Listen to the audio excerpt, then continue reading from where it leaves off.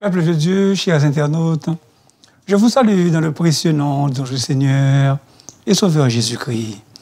Aujourd'hui, nous allons considérer la parole de Dieu dans 1 Thessaloniciens chapitre 4, versets 1 à 8. C'est une exhortation à la sainteté. Et je fais la lecture. Au reste, frères, puisque vous avez appris de nous comment vous devez vous conduire et plaire à Dieu, et que c'est là ce que vous faites, nous vous prions et nous vous conjurons au nom du Seigneur Jésus de marcher à cet égard de progrès en progrès. Vous savez, en effet, quels préceptes nous vous avons donnés de la part du Seigneur Jésus. Ce que Dieu veut, c'est votre sanctification. C'est que vous vous absteniez de l'impudicité. C'est que chacun de vous sache posséder son corps dans la sainteté et l'honnêteté, sans vous livrer à une convoitise passionnée, comme font les païens qui ne connaissent pas Dieu. C'est que personne n'use envers son frère de fraude et de cupidité dans les affaires, parce que le Seigneur tire vengeance de toutes ces choses, comme nous vous l'avons déjà dit et attesté. Car Dieu ne nous a pas appelés à l'impureté, mais à la sanctification. Celui donc qui rejette ces préceptes ne rejette pas un homme, mais Dieu, qui vous a aussi donné son Esprit Saint. Parole du Seigneur. Peuple de Dieu, le sujet. Comment devons-nous marcher ou nous conduire devant le Seigneur? Comment devons-nous marcher ou nous conduire devant le Seigneur? La première épître aux Thessaloniciens est dans le Nouveau Testament l'une des deux lettres adressées à la ville de Thessalonique, actuellement appelée Salonique en Grèce. Cette ville existe aujourd'hui même, Salonique. Et l'apôtre Paul avait écrit ces deux lettres à cette ville. Le nom qui apparaît 3 fois dans le verset 1er désigne Paul, Silas et Timothée. L'apôtre Paul a écrit cette lettre lorsqu'il se trouva à Corinthe, et ce, pour plusieurs raisons. D'abord, dans le premier chapitre, il écrivait aux chrétiens afin de les féliciter en raison de leur foi, de leur croyance en Dieu. Au deuxième et au troisième chapitre, Paul défendait son droit d'apôtre. Et il voulait surtout établir des liens plus serrés, plus étroits avec cette Église. Et arrivé au chapitre 4, versets 1 à 8, cette péricope qui nous sert de tremplin, nous sommes en face d'une recommandation ou d'une exhortation à une vie sanctifiée, à une pureté morale et une condition chrétienne. Une condition, c'est-à-dire une conduite chrétienne. Ainsi, sous l'inspiration de la grâce, nous présenterons les 3 points suivants. La conduite ou la marche du croyant. Exhortation à la sainteté. L'implication du mépris ou du rejet de ces exhortations. D'abord, la conduite ou la marche du croyant. Le verbe marcher, péripateo, veut dire aussi se conduire, circuler, se comporter. Ce verbe se retrouve 8 fois dans la lettre de Paul aux Éphésiens. La Bible dit « Marchez selon l'esprit et vous n'accomplirez pas les désirs de la chair. » Galates 5, verset 16. Une marche modèle, une marche modèle. Nous sommes assis dans les lieux célestes avec Christ, afin de pouvoir marcher ici-bas dans la sainteté, dans la droiture, une marche digne devant les hommes et devant Dieu, coram Deo. Une marche modèle, M. Marcher dans un chemin. Ici, nous avons un chemin de droiture. Nous devons marcher dans un chemin de droiture, dans la droiture de cœur, dans la sainteté. Les chrétiens de Thessalonique étaient appelés à vivre sur un chemin de droiture. Tout l'être tout entier, le corps et l'esprit est appelé à marcher dans la sainteté. Le chemin de droiture, donc, pas de question de marcher comme nous voulons, de marcher tout croche, non. Écoutez un extrait de la bibliographie de Jonathan Edwards, un intellectuel et un écrivain de l'élite de l'histoire américaine. Il était un théologien, pasteur éminent pendant son époque. Écoutez, mon esprit était grandement captivé par les choses divines. Je passais la plupart de mon temps à penser aux choses divines année après année. Marchant seul dans les bois, dans les endroits retirés pour méditer, pour prier et converser avec Dieu. La prière semblait être naturellement pour moi. La prière semble être naturelle pour moi, comme le souffle par lequel les ardeurs de mon cœur s'exprimaient. J'avais une soif insatiable de Dieu et des choses de Dieu. Quelles sont ces choses? La pureté, la sainteté et la vérité qu'il appelait affection religieuse. Il s'était consacré personnellement à Dieu. Consacré personnellement au Seigneur.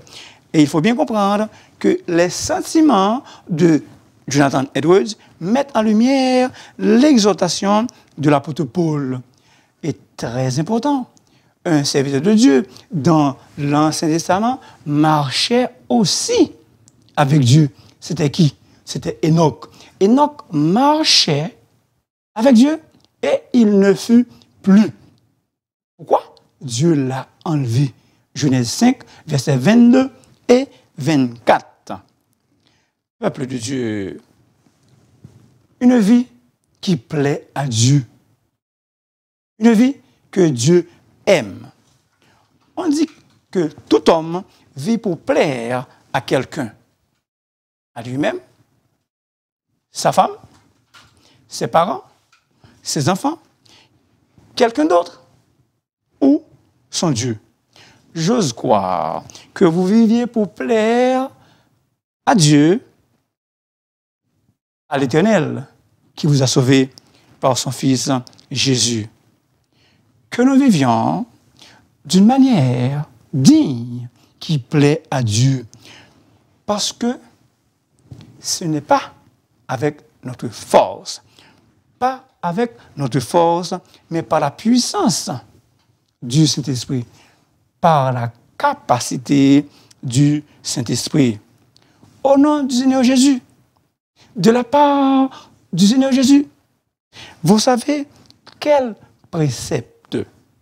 Le thème parangelias, précepte, indique que les instructions strictes et autoritaires d'un commandant à ses subordonnés.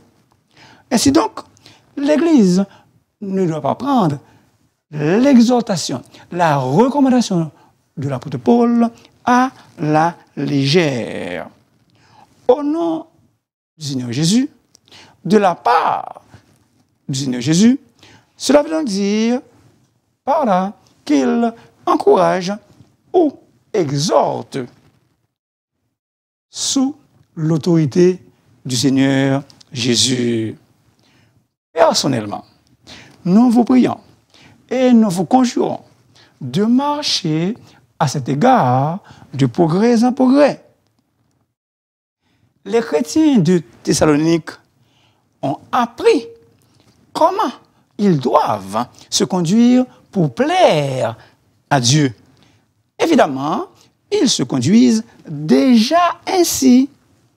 Mais maintenant, Paul leur demande et leur supplie au nom du Seigneur Jésus de faire mieux encore, progresser encore mieux, faire encore de nouveaux progrès. Dieu nous a donné son esprit pour nous aider à marcher de progrès en progrès. Les chrétiens, souvent, risquent toujours de penser qu'ils n'ont plus besoin de progresser dans la sanctification. Mais ici-bas, aucun croyant n'a jamais ce que Dieu désire de lui sur le plan spirituel. Ce que Dieu veut, c'est notre progression dans la sanctification. Ce que Dieu veut, c'est notre progression dans la sanctification. Il se peut que les chrétiens aient pensé qu'ils n'avaient aucunement besoin de s'améliorer. Mais Paul savait qu'il pouvait faire encore mieux et il les exhortait en conséquence. Paul lui-même, Paul n'était pas satisfait même de ses progrès spirituels, de ses propres progrès. Écoutez ce qu'il a dit. Ce n'est pas que j'ai déjà emporté ou remporté le prix, ou que j'ai déjà atteint la perfection, mais je cours pour tâcher de le saisir. Je cours vers le but pour remporter le prix de la vocation céleste en Jésus-Christ. Philippiens 3, versets 12 et 14. L'objectif premier de Paul est d'exhorter l'Église à rechercher l'excellence spirituelle, à viser l'excellence spirituelle. En fait, sa priorité pour les chrétiens est le progrès spirituel motivé par un vif désir de connaître Dieu. Ça, c'est le désir ardent que décrit le psalmiste. Qu'est-ce qu'il a dit? Comme une biche soupire après les courants d'eau.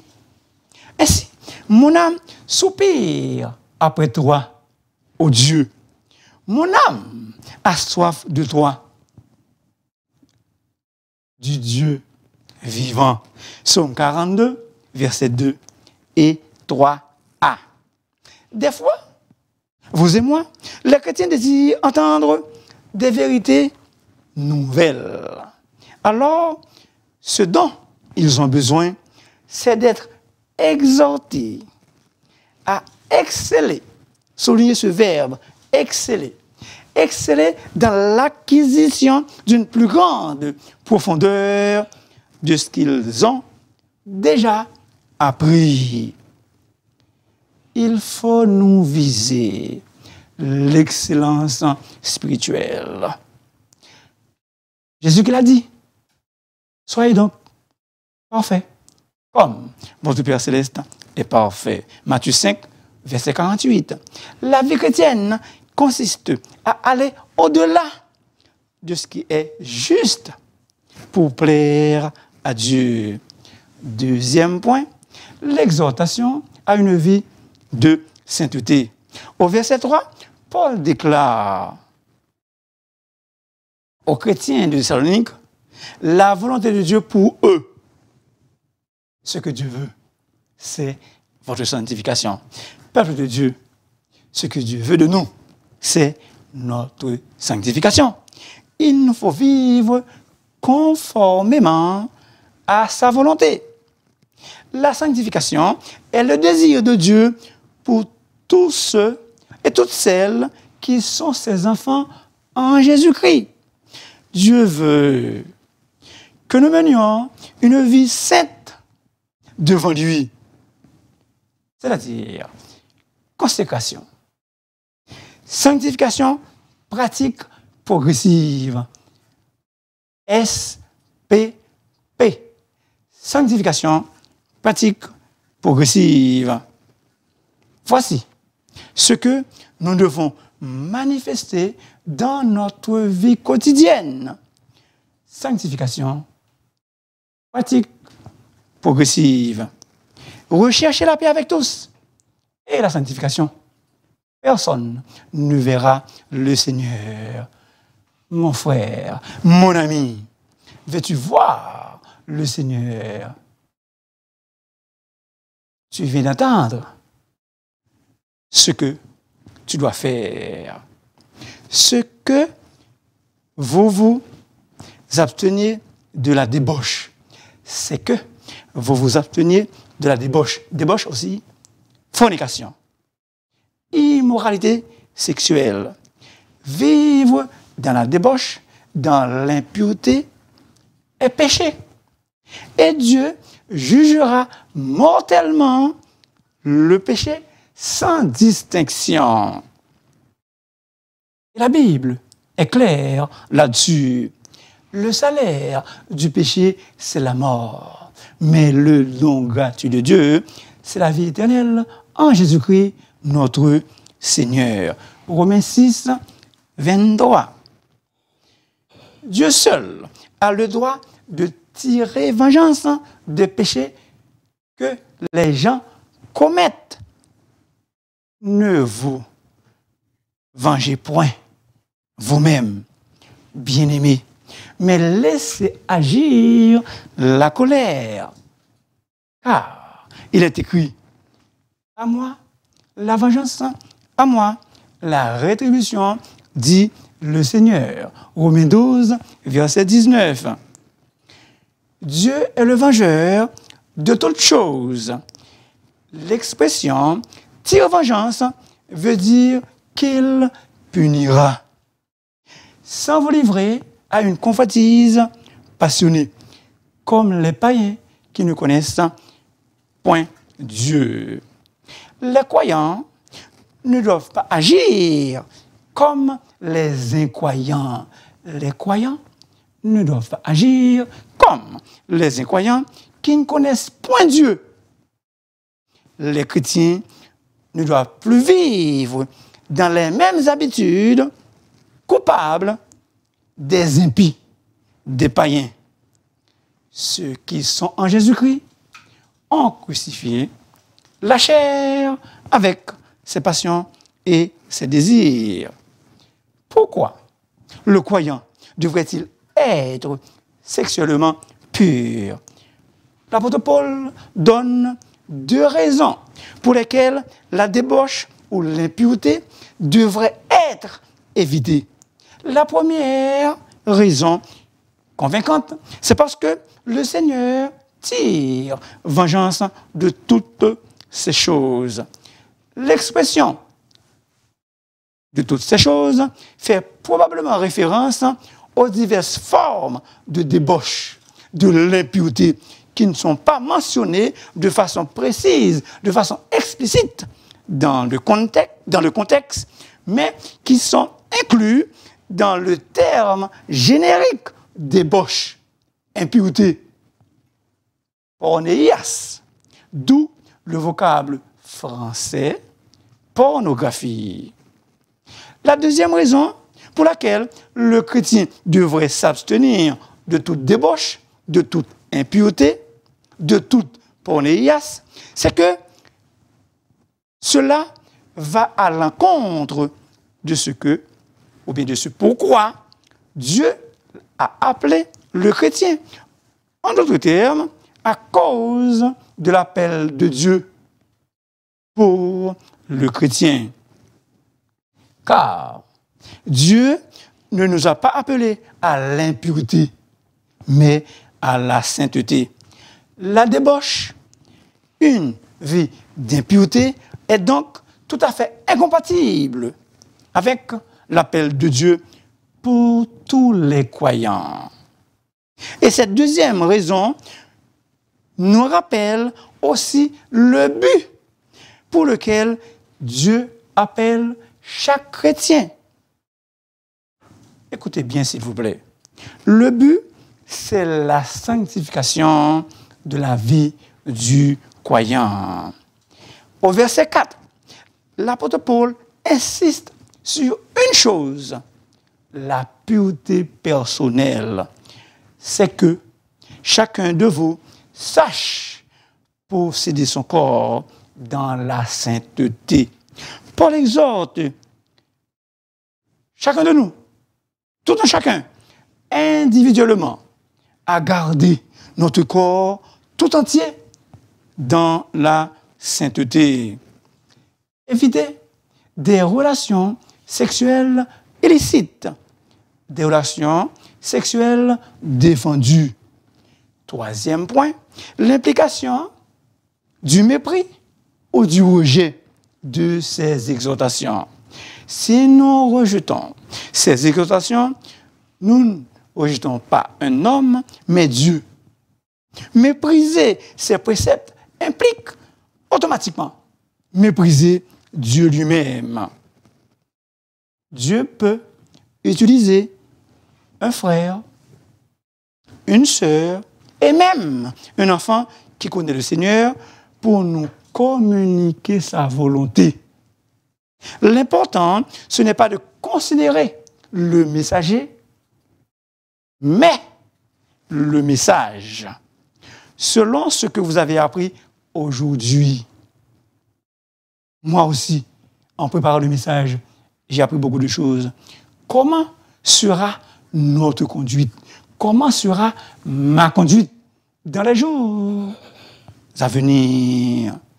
Comment sera ma marche dans les jours à venir? Puisque celui qui vous a appelé, c'est vous aussi, Lionel aussi. Soyez saints dans toute notre conduite. Résumons. Comment devons-nous marcher ou nous conduire devant le Seigneur? 1 Thessaloniciens, chapitre 4, versets 1 à 8. Ce passage est une exhortation à la sanctification, à la sainteté, à une pureté morale et à une conduite chrétienne pas parfaite, mais quand même, nous visons l'excellence. La conduite ou la marche du croyant. Le verbe marcher signifie aussi se conduire, se comporter, circuler. Il est question d'une marche modèle, MM. L'apôtre nous encourage à marcher dans un chemin de droiture, dans la droiture de cœur, dans la sainteté. Et n'oubliez pas l'exemple de Jonathan Edwards, qui marchait dans la pureté, dans la sainteté, comme Enoch, dans Genèse, chapitre 5, versets 22 et 24, qui marchait avec Dieu. Et qu'est-ce qui était arrivé? Dieu l'a enlevé. Peuple de Dieu. Enoch marchait avec Dieu. Jonathan Edwards marchait avec Dieu. À qui je marche? À qui vous marchez? Nous devons vivre, peuple de Dieu, une vie qui plaît à Dieu par la puissance de son esprit. Le désir de se comporter d'une manière qui plaît à Dieu devrait être le moteur principal de tout chrétien. Le désir de se comporter, de se conduire d'une manière digne qui plaît à Dieu devrait être le moteur principal de tout chrétien. Prenons garde à l'exhortation de Paul. Ce que Dieu veut, c'est notre sanctification. Il faut vivre conformément à la volonté divine. Le croyant ne doit pas agir ou vivre comme l'incroyant, mais une consécration. Sanctification pratique, progressive. SPP, sanctification pratique progressive. Sanctification pratique progressive jusqu'à la mort. Par la grâce de Dieu, par la puissance de son esprit. La sanctification est un processus qui évolue continuellement. Elle n'est pas statique, mais dynamique. Ça bouge en exponentielle. Une croissance continue. Deux raisons selon lesquelles la débauche ou l'impureté doit être évitée. La première, le Seigneur punira le croyant qui vit dans la débauche. Et la deuxième raison, c'est que Dieu nous a appelés à vivre une vie sanctifiée. Dieu ne nous a pas appelés à l'impureté, mais à la sanctification. Le verset 4 est une insistance à la pureté personnelle et individuelle.